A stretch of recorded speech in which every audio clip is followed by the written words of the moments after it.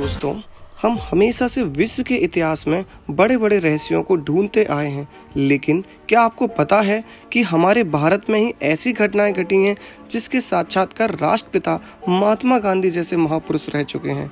वो सभी घटनाएं आज तक विज्ञान को चुनौती दे रही हैं। तो चलिए दोस्तों, बात करते हैं भारत के कुछ ऐसी चमत्कारी घटनाओं के बारे में जिसे विज्ञान भी समझने में असमर्थ है।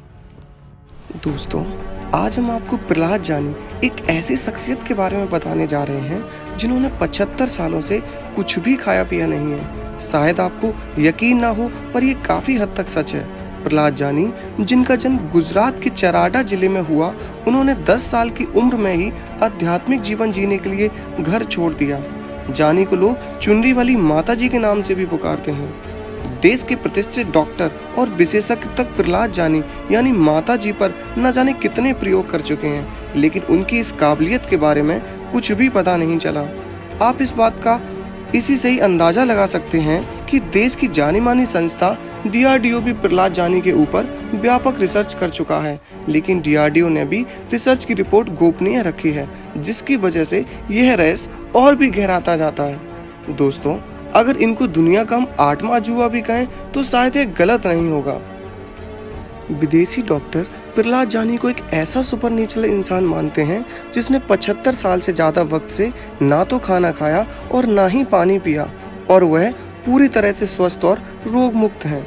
अगर दोस्तों हम इनके भूखे रहने वाले रहस्य को जान लेते हैं तो हम भूखमरी से पूरी तरह से निजात पा लेंगे और पृथ्वी के कठिन से कठिन परिस्थितियों में भी सरवाइव कर पाएंगे।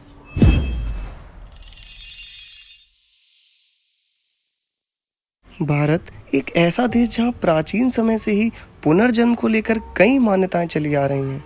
न केवल हमारे किस्से कहानियों में, बल्कि हमारे प्राचीन ग्रंथों में भी पुनर्जन्म के कई उल्लेख मिलते हैं, और हमें आज भी समय समय पर पुनर्जन्म से जुड़ी कई घटनाएं सुनने को मिलती हैं।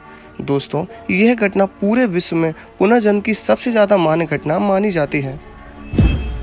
शांति देवी जब महज 4 वर्ष की थी, तभी से उन्हें पिछले जन्म की यादें परेशान करने लगी। वह इसका जिक्र अपने माता पिता से भी करती थी। वह कहती थी कि उसके पति गोरे हैं और वह चश्मा लगाते हैं, उनके गाल पर मस्सा है। वह पूर्व जन्म में मथुरा में रहती थी। उसका एक पुत्र भी है और उनके पति उनका इंतजार कर रहे हैं। वह मथुरा जाने के लिए बहुत जिद करती थी।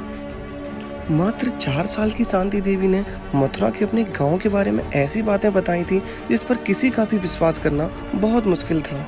जब उन्हें स्कूल में दाखिला दिलाया तो वह सबसे यही कहती थी कि वह शादीशुदा हैं और अपने बच्चे को जन्म देने के 10 दिन बाद ही उनकी मृत्यु हो गई थी। जब स्कूल के अध्यापकों और बच्चों से बात की गई, तब उन्होंने बताया कि यह लड़की मथुरा की क्षेत्रीय भाषा में बात करती है और बार बार अपने पिछले जन्म के पति केदारनाथ का नाम लेती है। एक बार उनके दूर के रिश्तेदार बाबू बीचन चंद, जो दिल्ली के दरियागंज के उच्च विद्यालय के हेडमास्टर थे, जिन्होंने इस घटना में अपनी रुचि दिखाते हुए उनके पति केदारनाथ जी को पत्र लिखा और सारी बातें विस्तार पूर्वक बताईं। केदारनाथ ने उनके पत्र का उत्तर देकर बताया कि शांति देवी जो भी कह रही हैं वह सत्य है, कि उनकी पत्नी लुगदी देवी की मौत बच्चे के जन्म देने के 10 दिन बाद हुई थी। उसके बाद केदारनाथ और उसके बेटे को दिल्ली बुलाया गया और शांति देवी के सामने उन्हें अलग अलग नाम से पेश किया गया, लेकिन शांति देवी ने उन्हें देखते ही पहचान लिया कि यह लुगदी देवी का परिवार है। उसके बाद शांति देवी ने केदारनाथ को अपनी बहुत सी घटनाओं के बारे में बताया, जिससे कि केदारनाथ को यह भरोसा हो गया कि शांति देवी ही उनकी पत्नी है। जब यह मामला महात्मा गांधी जी के पास आया तो उन्होंने इस केस की सत्यता की जांच के लिए एक टीम तैयार की और इस मसले पर पूरी तरह से जांच करने के आदेश दिए। उसके बाद जांच टीम के साथ शांति देवी को मथुरा ले जाया गया, जहां शांति देवी सभी को पहचानती थी। अंत में जांच कर्मियों ने यह निष्कर्ष निकाला कि शांति देवी के रूप में ही लुगदी देवी ने दूसरा जन्म लिया है।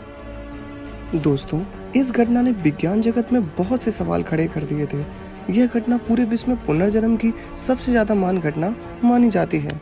दोस्तों, अगर आपको हमारी वीडियो अच्छी लगी है तो हमारे चैनल को सब्सक्राइब करें और हमारी वीडियो को ज़्यादा से ज़्यादा लोगों के साथ शेयर करें।